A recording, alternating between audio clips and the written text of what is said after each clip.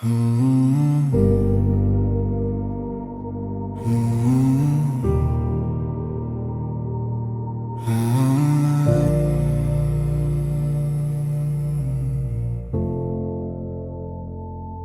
în pat, este liniște, dar mintea ta e zgomotoasă.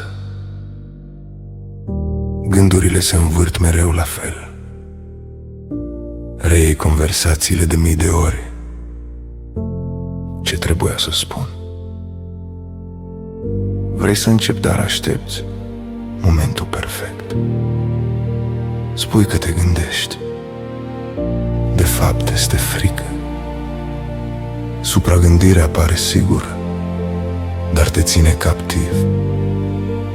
În timp ce gândești, viața merge mai departe. Nu ai nevoie de un răspuns perfect.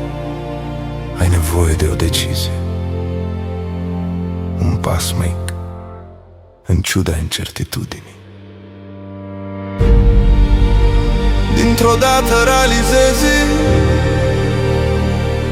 frica era doar în mintea ta. Gândește mai puțin,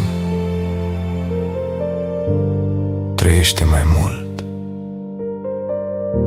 Începe înainte să fii pregătit.